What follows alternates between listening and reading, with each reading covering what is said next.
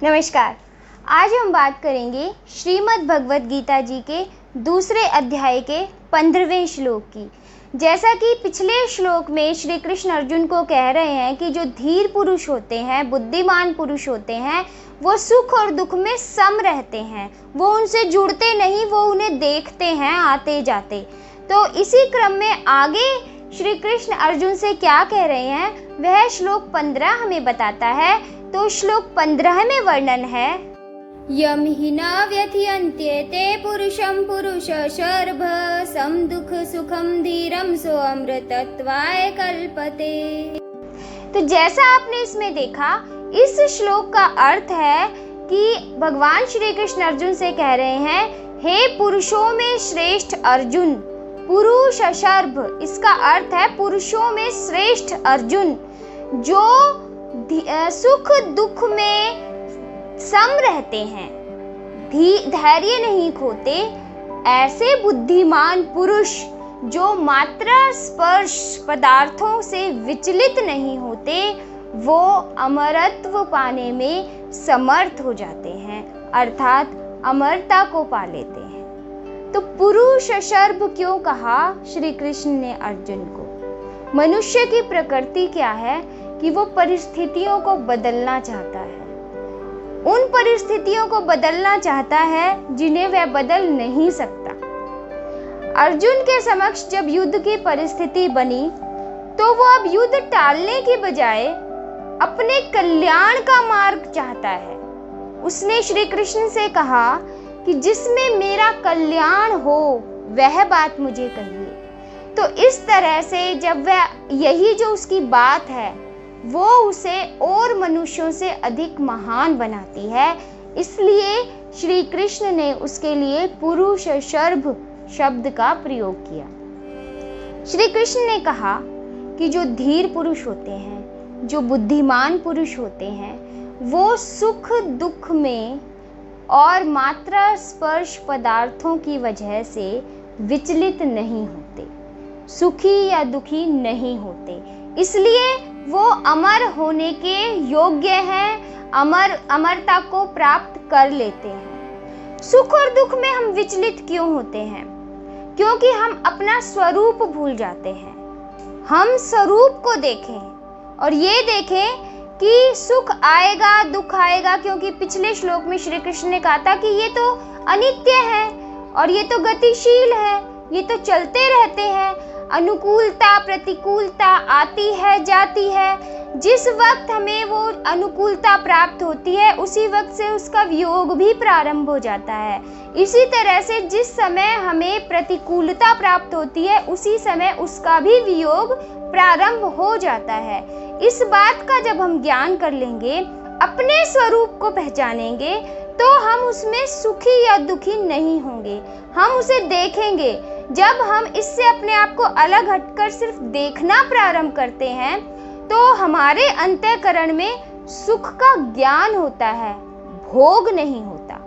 तो उससे हम सुखी नहीं होते क्योंकि हम भोग नहीं रहे हैं उसे। इसी तरह से जब प्रतिकूल परिस्थिति आती है तो हमारे अंतःकरण में उस दुख का ज्ञान होता है, परंतु क्योंकि हम उसे भोगते नहीं हैं इसलिए हम दुखी नहीं होते। वो दुख हमारे मन में स्थायी रूप से नहीं रहता।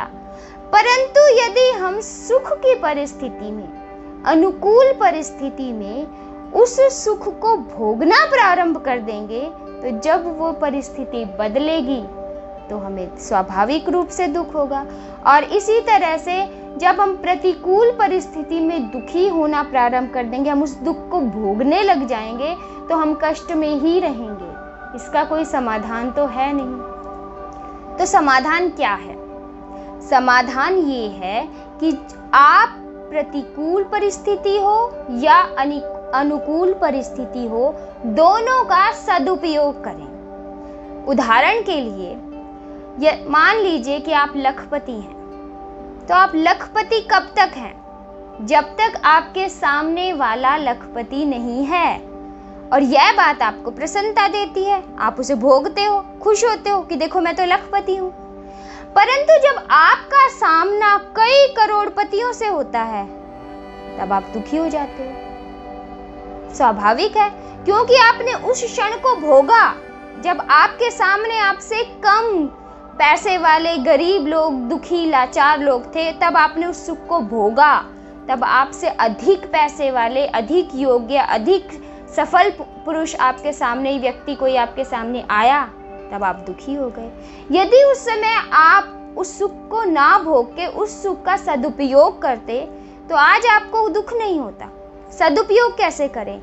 आपको ये एहसास किसने कराया कि आप लखपति हैं? उस गरीब ने जो आपके सामने खड़ा है, क्योंकि वो गरीब है, आपको एहसास हो रहा है कि आप लखपति हैं। तो इसलिए जो भगवान ने यदि आपको इतना दिया है, दौलत दी है, शोहरत दी है या और कुछ सुख सुविधाएं दी हैं, तो उन्हें गरीबों और लाचारों की सेवा में लगाएं। यह उस संपदा का सदुपयोग है, क्योंकि सभी संपदाओं पर सबसे पहला अधिकार गरीब और लाचारों का ही होता है। यह तो हुई सुख की सदुपयोगिता की बात, अनुकूल परिस्थिति की सदुपयोगिता की बात। अब प्रश्न यह उठता है कि जब परिस्थितियां प्रतिकूल होती हैं, उसका कैसे सदुपयोग करेंगे? जब तो ये बड़ा स्वाभाविक है कि जिस मनुष्य के समक्ष प्रतिकूल परिस्थिति होगी वो दुखी होगा, वो कैसे उसका सदुपयोग करे? उसका भी सदुपयोग हो सकता है। जैसे मैं आपको उदाहरण देती हूँ, आप बीमार हैं या कोई भी व्यक्ति जो बीमार होता है, यदि उसे कड़वी से कड़वी दवा भी ग्रहण करनी पड़े तो वो उसे ग्रहण करता है। उसको ग्रहण करते समय दुखी नहीं होता, क्योंकि उसके अंतःकरण में इस बात की प्रसन्नता होती है कि इस दवा को ग्रहण करने के बाद वह स्वस्थ हो जाएगा। तो उसने उस दुख को भोगा नहीं तो वो दुखी भी नहीं हुआ। यदि किसी के पैर में अंदर तक एक कांटा गड़ जाए और जो कांटा निकालने वाला है वो कांटा निकालने के लिए सुई से अंदर तक कुरे दे, तो भी जिसके कांटा लगा है वो उसको ये नहीं कहेगा कि भाई छोड़ दे, मत निकाल, बहुत दर्द हो रहा है, छोड़ दे इसको, जैसा है रहने दे, नहीं कहेगा। वो उस दुख को भोगेगा नहीं।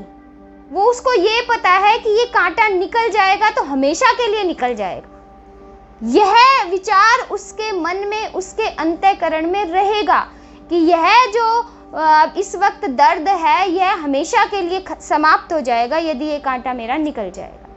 इसलिए क्योंकि उसने उसको भोगा नहीं तो वो दुखी नहीं हुआ। यह प्रतिकूलता में सदुपयोग है। तो यदि हम सम रहें, समभाव से देखें, तो हम अमरत्व को पा लेते हैं। अमरत्व को पाने के योग्य वही होता है, वही मनुष्य होता है जो सुख और दुख में सम रहता है, उन्हें भोगता नहीं है। भोगने की वजह से ही तो हम योनियों में घिरते चले जाते हैं। यदि हम भोग ही बंद कर देंगे तो हम इस स्वर्ग, नरक, जन्म, मरण, इन सब बंधनों से मुक्त होकर मोक्ष को प्राप्त कर लेंगे। कितनी शिक्षा देता है श्लोक हमें। यह हमें ये बताता है कि यह जो मनुष्य जीवन जो बड़ा विरला है, हमें मिला है, ये इसलिए नहीं मिला है कि आज सुख है तो खुश हो जाओ, मौज करो, मस्ती करो, दुख है तो दुखी रहो, रोते रहो, आंसू बहाते रहो। नहीं, ये इन सब चीज़ों से ऊपर उठकर अपना कल्याण करने के लिए, मानव जाति का कल्याण करने के लिए हमें मिला है।